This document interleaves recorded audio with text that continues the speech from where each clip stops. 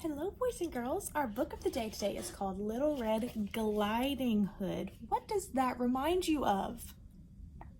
Little Red Riding Hood. So let's see, is this story going to be different than Little Red Riding Hood, or is it going to be the same?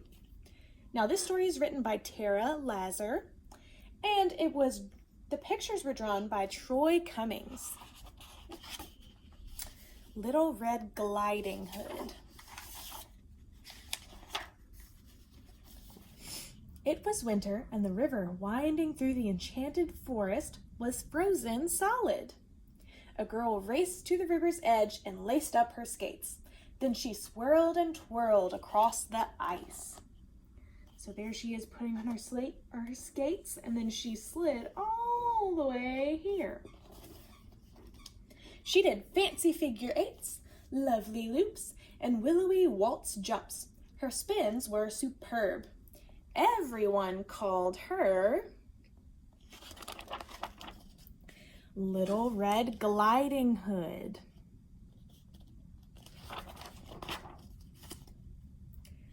Little Red's skates were worn in and worn out, no longer snow white and a little too tight. She frowned as the creases and crumples. Soon she wouldn't be able to use them to skate to Grandma's. She went there every Saturday. So do her shoes look new or do they look old? They're old. No more visits with Grandma. Little Red couldn't imagine. She swizzled down the river and saw a flurry of friends gathered beneath the banner.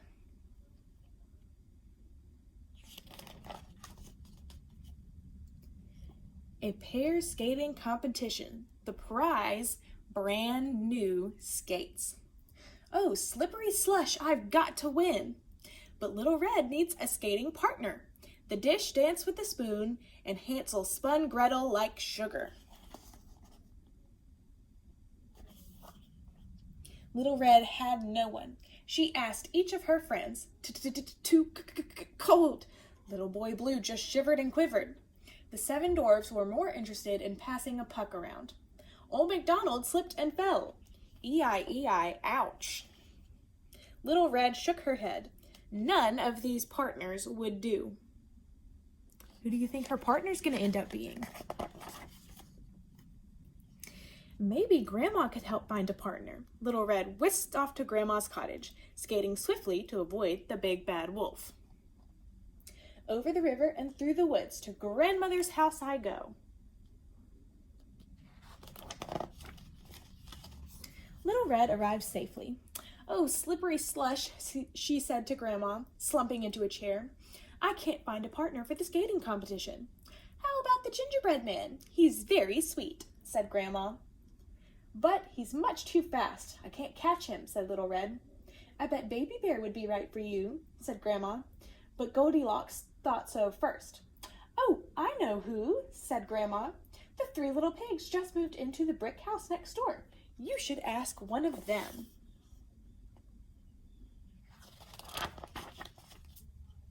So Little Red skated to the pig's door. Little pig, let me in. Someone tapped Little Red on the shoulder. Excuse me, said the big bad wolf. I think that's my line. Eek! The wolf! Little Red sprinted away. Her worn-out laces began to unravel. Hey, glide back here, yelled the wolf, giving chase. He swizzled and twizzled across the ice. Little Red pushed on faster, but her boots were lopsided and loose. Stop, yelled the wolf. He steered clear of fallen branches with fancy footwork and sly spins in pursuit of Little Red. Uh-oh, Little Red's skate flew off. Oh, slippery slush.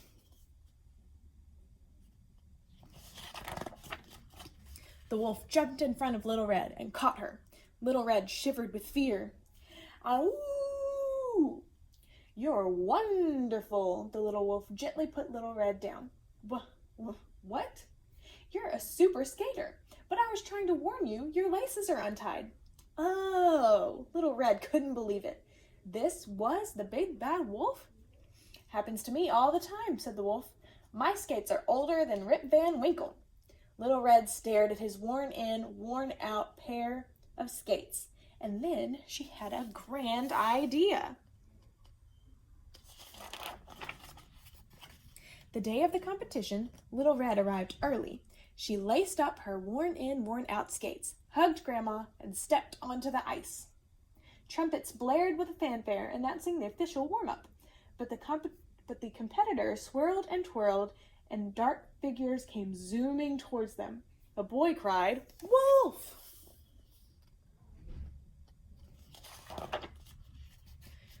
The wolf frightened little Miss Muffet away. She bumped little Jack Horner into a corner. Humpty Dumpty had a great fall, and Jack and Jill came tumbling after. What a mess! Skaters skidded and spilled all over. The old woman who lived in a shoe had so many children on the ice, she didn't know what to do. Little Red got mixed up in the mayhem. "Help!" she cried. The big bad wolf raced over. He lifted Little Red high. "Put Little Red down now," the woodcutter warned, grabbing his axe. "Oh, Slippery Slush," said Little Red. "He's my partner." The crowd was stunned. It got so quiet you could hear the ice freeze. All the king's horses and all the king's men put the competition together again. Music swelled and the pairs took to the ice. They wore flower in costume and danced on the ice like the prince and Cinderella at the ball. In fact, the royal couple were in the competition. The tortoise and the hare made a splendid pair. Jack Sprat and his wife did too.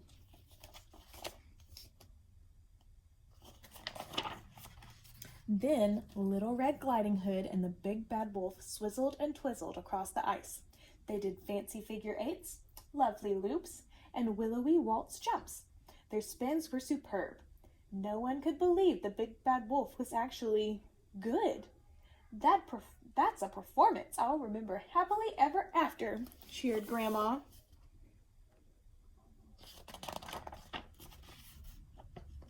The judges whispered, they nodded, they scrawled, they raised a row of perfect tens. Little Red and the big not-so-bad wolf were named the winners. So they got a perfect score. "Oh my, what big skates you have," said Little Red. The wolf flashed a toothy grin. "All the better to glide with you, my dear." So in the end, the big bad wolf actually turned out to be a great figure skater and they won the contest.